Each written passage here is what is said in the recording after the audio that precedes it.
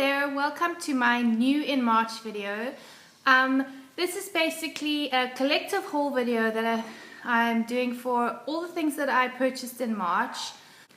Starting with skincare, one of the things I got during the course of March that I've just sort of started using in the last few weeks is the NYX Rêve de Miel Face and Body Ultra Rich Cleansing Gel, which looks like this. It is a really big 400 ml bottle and it can be used for your face and your body. I got this from Ruby Box, and what attracted me to it is that it contains honey and sunflower, and it's for dry or sensitive skin. My Clarins Extra Comfort Cleansing Cream, it ran out, so I was trying to replace it with something, and I saw that there was a special, I think, on Ruby Box on these, and it just appealed to me because it was so gentle, and obviously like a bit more affordable than the Clarins one. And I've never tried any NYX products, so I've really been enjoying using this. The only caveat I would have is that it does have a very strong smell, mostly of honey, but it is a very almost overpowering smell. So if you don't like your skincare or your cleansers to be too scented, then you might want to avoid this. I like the smell of it. The other two skincare things I got during March were these two, both from Paula's Choice. The first one is the Resist Skin Transforming Multi-Correction Treatment, which is for breakouts, dark spots, pigmentation. It also addresses wrinkles. And then the Resist Super Antioxidant Concentrate Serum. I've had this before, not the Resist one. I had this one for dry skin. So that finished up in March and I decided to replace it with the Resist version. It contains vitamin C, antioxidants, and I layer these two. So I use the multi-correction treatment first, and then I use the antioxidant serum afterwards. That's a slightly closer up look. And I've really been enjoying these. I'm so glad that I got back into Paula's Choice this month because their products are really great. Then, because you might know, I am a Clinique insider for this year, which means Clinique sends me products, sometimes two, on a monthly basis for the course of 2014 for me to review on YouTube. And this month, the two products I received from Clinique are the Moisture Surge CC Cream, which I already mentioned in my March favorites video. So that was, I uploaded a few days ago. And the other product was the Clinique Even Better Dark Spot Defense SPF 45. This Dark Spot Defense is basically a tinted sunscreen. You can see it does have a color. But when you blend it out, basically it doesn't provide any coverage at all. So although it is tinted, it doesn't really provide any coverage. And it's just a very light fluid sunscreen and with a very high SPF, and it reminds me of the Kiehl's Super Fluid, the Face Fluid SPF 50. It's a similar sort of light fluid texture, and the nice thing about it is it absorbs basically instantly. So I've rubbed this into my hand now and my hand's sort of dry to the touch. It's completely absorbed. It does have a sort of a satin finish, so if it's really ideal to wear under makeup. A lot of BB creams and CC creams and foundations only have an SPF 10 or maybe 15 if you're lucky. So if you wear this underneath, then you've got your protection, and it also sort of, it's basically to prevent further discolorations and dark spots from developing. And in the middle of March, Gosh had a special running where you get quite a nice gift with purchase if you spend $3.99. And so the products that I actually bought were the Gosh BB powder, which is like a natural mattifying and moisturizing powder all in one. I got shade 6. They only had two, shade 6 and I think shade 8. And, shade 6 is the lightest, and I had really pretty high hopes for this. You can see it's just a pretty standard pressed powder. When I apply it to my hand, I don't know if you can see, it's like a pretty good match for my skin color. So anyway, I was quite excited about that. Unfortunately, this I found really oxidizes, so within not very long it changes color and it's too dark for my skin, and I just look a bit freaky like an Oompa Loompa. The other product that I actually purchased was the Gosh Velvet Touch Eye Primer. This is a really affordable eye primer. I think it was 110 Rand, and it is not that easy to get really good eye primers, especially if you're used to using the Urban Decay ones, then which we can't get here obviously, so it's quite hard. And I thought maybe I would try this out. This does work. It does help my eyeshadow not crease, but my eyeshadow still fades over the course of the day, so it's not going to keep your eyeshadow sort of intact the whole day the way the Urban Decay one does. So it doesn't work quite as well, but it's still definitely an improvement over not wearing an eye primer.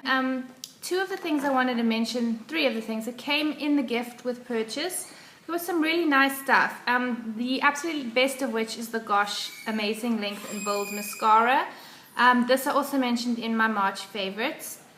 This is just a really great mascara for definition, and because it only adds a thin layer to your lashes at a time, you can really build it up and use a lot of layers without it ever clumping.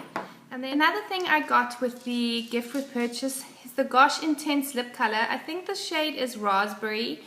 It's quite an intense red, and I haven't actually worn it yet because I don't really wear a red lip and it kind of scares me a little bit. But the actual product is quite cute. It's got like a little mirror on the side, which is so useful. So you can really easily apply it on the go. And then basically it's got the same sort of applicator as a gloss, and it is very intensely pigmented. So it's glossy, but it's very, very pigmented. It's not sheer at all. One big spoil product that I bought during March that I had been planning to buy for a few months, and I was basically just waiting for the 17th of March for these to launch, are the new Chanel eyeshadow quads. And I chose Tis Rivoli, the quad that I chose. Let me just take the little spongy things out, which looks like that. It is a really beautiful sort of neutral quad, and of the two neutral ones, there was this one and another one called Tis Mademoiselle, which was leaned more towards the khaki gold toned neutrals, whereas this is, although it doesn't really look like it, they're actually quite pink, and they've got a pink undertone. So even this shade over here, wait, this one over here, which looks quite gold, actually has, wait, it actually is quite a rose gold. I don't know if you can see. You can see it's quite a rose gold, so they do have a pinkish undertone. I'm actually wearing it today, and I find that the pigmentation of these is really great, and they're really nice and soft and easy to blend, and I'm really happy with the quality, because I have read quite a few reviews where people have complained about the quality of the eyeshadows, Chanel eyeshadows. They're not all created equal. So I was really happy with these, and this is my little spoil for the month of March. Then I got two things from Nicole. She had a blog sale. I got the Dior Skin Nude Tan, the Dior bronzer that I mentioned in my March favorites. And then I also got from her on the blog sale the Benefit Coralista, which I used in my Bobbi Brown tutorial. Obviously, those Bobbi Brown products that I mentioned in my Bobbi Brown Nectar Nude video that I did this month are also new. I purchased them this month as well. So basically it looks like that. It is a really pretty coral pink. Smells nice, as they tend to do, and I really enjoy this. It's like a natural looking light. It's not like overly pigmented that you have to be careful when you apply it, and I just really love the color. I think it's like quite a flattering tone. And then on the same theme, I got my cousin who lives in London and came over to visit to bring me two things from Debenhams or Boots or wherever she got them from. And the one was the Benefit Rockateur, because I just love Benefit blushes, and obviously we can't get Benefit here. This one I've seen in some other overseas bloggers' monthly favorites videos, and I knew that I really wanted to pick it up because it's just so pretty. Inside the box it looks like this. So you can see it's sort of like a faceted surface, and when I got it, it had like a shimmery gold overspray, which was so pretty, and I didn't want to mess it up, but eventually I did. The urge to try it out was overwhelming, so I did, and it's just like a really pretty rose gold shade. Another product that I had brought over from the UK was the Soap & Glory Kick-Ass Concealer. I've been wanting to get my hands on this for ages, and I'm absolutely thrilled with it. This is basically like a drugstore product in the UK, so it's only, I think, £8.50, so it's really affordable in the UK. Obviously with the exchange rate at the moment, when it arrived over here, it actually turned out to be quite expensive. This and the blush, these two products together, I think ended up being 600 Rand at today's exchange rate, which is ridiculous because they are basically drugstore products. Anyway, the Kick-Ass Concealer comes with a setting powder in the top when you open it up. This is just a translucent setting powder, which I actually really like, and then underneath you've got your mirror, and you've got two shades. The more pink shade is Under Eye Concealer, which is supposed to be slightly creamier, and then the more yellow shade is to cancel out redness on your face, for blemishes and anything. And I just think these are absolutely amazing, but you hardly need any of it at all, and their coverage is really good, and they're creamy but not too creamy. I find they're not quite as creamy as, say, the Bobbi Brown Creamy Concealer, which does sort of settle in my fine lines slightly, whereas this is slightly less creamy. And I find especially the yellow shade, it's perfect match for my skin tone, just for covering any red spots. And then I set it with a setting powder.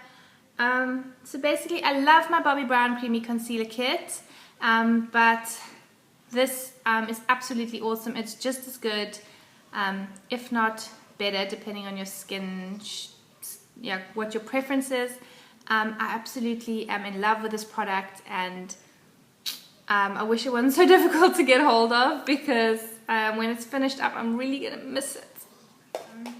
Anyway, those are my new things in March. I've said a bit what I think about them, but I will be doing blog posts reviewing them properly on my blog, and I'm sure some of them will pop up again in my April, May, June favorites, as things really I sort of get a feel for them and I decide whether I absolutely love them or not. And I'll see you next time. Thanks for watching.